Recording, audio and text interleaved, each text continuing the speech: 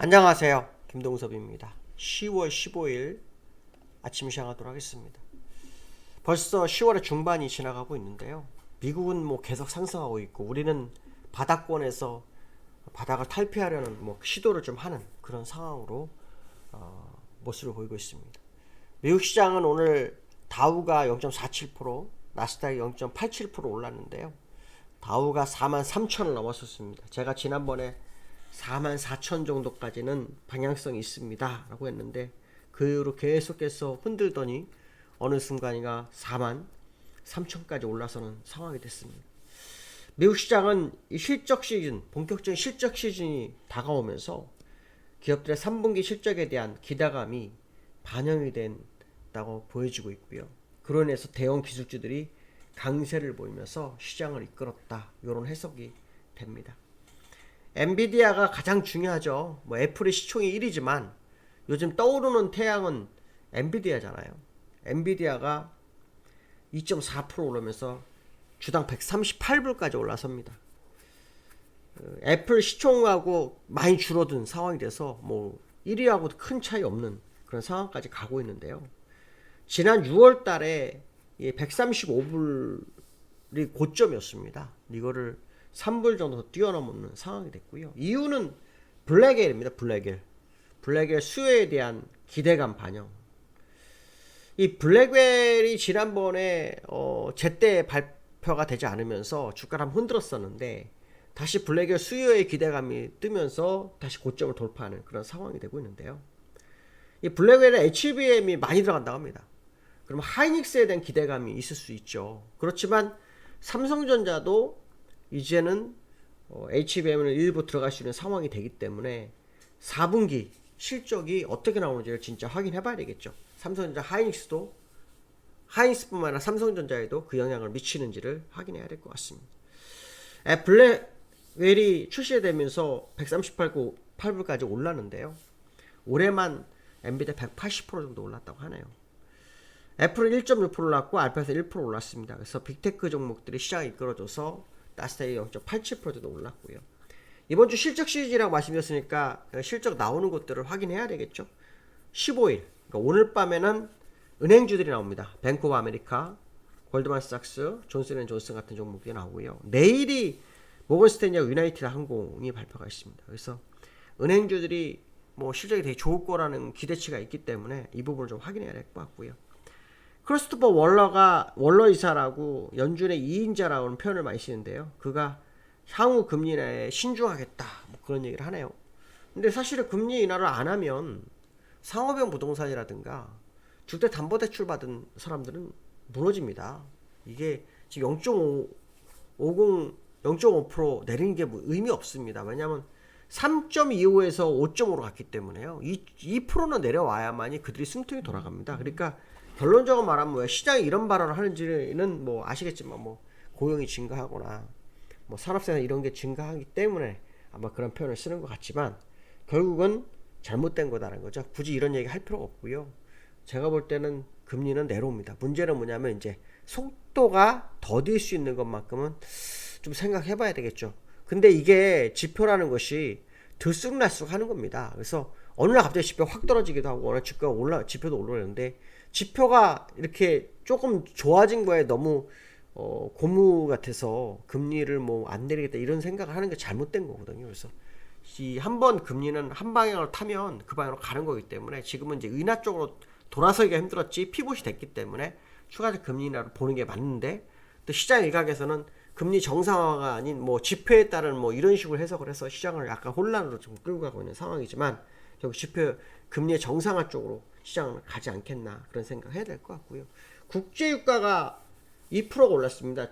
이유는 중국 정부가의 경기부양책이 수요를 자극할 거다. 이런 식의 해석이 좀 되고 있죠. 그로 인해서 국제유가가 오르는 그런 상황이 됐고요. 나스닥과 다우를 좀 보시면 다우는 완전히 뛰어넘었죠. 장중에 살짝 밀렸었어요. 0.37%. 그렇지만 뚫고 올라갑니다. 이게 이제 월봉이 중요할 거다라고 했는데 월봉상으로는 지금 현재 나오는 공간은 44,500. 옆으로 더 가면 4만 거의 5천 정도까지 보입니다. 그래서 현재는 44,500 정도 보이지만 이 옆으로 횡보하면서 올라가면 46,000도 볼 수 있다. 그런 해석을 해야 되겠죠.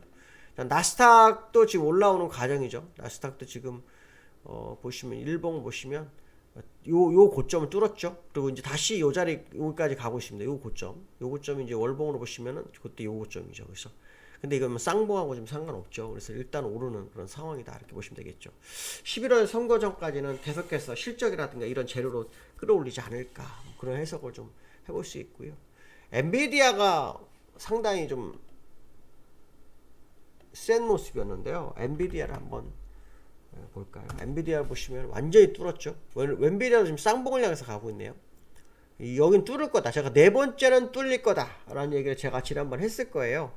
기억하신 분들 아마 이거 아주 매매하신 분도 있을지 모르겠는데 네 번째는 뚫린다. 뚫었습니다. 쌍봉까지 올라온 그런 흐름이 좀 있다 이렇게 보시면 될 것 같고요. 그 다음에 이제 국제유가인데요. 국제유가가 지금 계속해서 어떤 강세 마인드가 있습니다. 강세 마인드가 있죠. 그렇지만 지금 여기 지금 오늘 게 2% 올라간 게 표시가 안 됐네요. 일단은 인플레이션을 자극시킬 선을 넘어가지는 않았다. 뭐 이게 상당히 중요한 것 같고요. 환율은 계속해서 제자리 걸음하고 있습니다. 1358원 정도까지 가는 것 같더라고요. 55원 어저께 59원까지 갔었고 58원에 끝났었는데 여기에서 거의 비슷하게 끝났습니다. 여기에서는 58원에 끝났습니다. 그러니까 그 본장 가격대만큼 올라온 거죠. 한 3원 정도 올랐는데요. 환율은 지금 막 뚫고 가고 있습니다. 금리 인하돼도 우리나라는 환율이 전혀 다른 흐름을 좀 보이는 뭐 그런 특징을 좀 가지고 있다. 뭐 이런 해석을 해봐야 되겠죠. 그 다음에 이제 삼성전자 또 얘기를 해야 될 것 같습니다. 삼성전자에 대해서 시장에서는 반도체 환란과 같은 뭐 시기다. 뭐 이런 얘기가 나오고 있습니다. 그런데 어저께 장중하다 3% 정도 올랐었고 지금 오늘을 또 오를지 봐야 되겠지만 기술적으로는 오른다에 한 표를 하고 싶습니다. 시가총액이 약 120조가 줄었다고 합니다. 120조면요 하이닉스 하나 없어진 겁니다. 하이닉스 하나. 그러니까 엄청나게 시가총액이 줄어든 상황이죠. 삼성전자가 줄어든다는 것은 시장에서 시총이 다른 쪽으로 날아가기 때문에 다른 종목 올라가면 시장이 올라갈 수도 있다. 뭐 이런 해석도 할 수 있겠지만 여전히 삼성전자의 시가총액은 400조대 있습니다. 그러니까 상당히 뭐 강한 거다 이렇게 봐야 되겠죠. 어쨌든 삼성전자가 지금 이제 기술적으로는 하락이 어려운 자리에 있다라는 제가 표현을 며칠 전에 썼는데 어제 올라왔죠. 지금도 역시 마찬가지입니다. 하락할 수 있는 공간이 없습니다. 있긴 있지만 그것이 뭐 크게 영향을 미칠 상황은 아니다. 오히려 오르는 쪽으로 포인트가 맞춰질 수 있다. 뭐 이런 해석을 좀 해봐야 되기 때문에 삼성전자의 모습을 좀 관심을 가져야 됩니다. 어저께 삼성전자 외국인 150만 원인데 기관이 이틀 연속으로 삽니다. 이게 아주 특징이었죠. 특히 코스피에서 보시면 기관이 이틀 연속으로 샀는데요. 외국인이 어제 900억 샀어요. 근데 이게 수량으로 보면요. 매수가 좀 있었습니다. 그렇죠? 근데 재미난 것은 뭐냐면 요 근래 매도가 좀 들어오고 있다는 겁니다. 외국인은 매도 원A, 매수 원A를 가기 전에 이렇게 변화를 줍니다. 매수했다, 매도를 반복하는데요. 지금 계속 매도 쪽으로 거의 포인트 맞춰져 있었잖아요. 그러다가 언제부터냐면은 물론 여기 1조 이거 파는 게 있었지만 실제로 9월 26일 코스피로 보시면은 9월 26일부터는 변화가 시작됐거든요. 9월 26일, 9월 이때부터 변화가 조금씩 들어왔거든요. 여기다가 한번 밀었다가 다시 변화가 들어왔거든요. 그래서 이 매도만 하던 외국인들의 변화가 약 한 3, 4주 사이에서 변화가 생기기 시작했다는 거. 결국 외국인들이 귀환을 할 수도 있지 않을까라는 시그널 정도로 해석해야 되지 않을까. 이렇게 봐야 될 것 같습니다. 오늘 여기까지 하겠습니다. 감사합니다.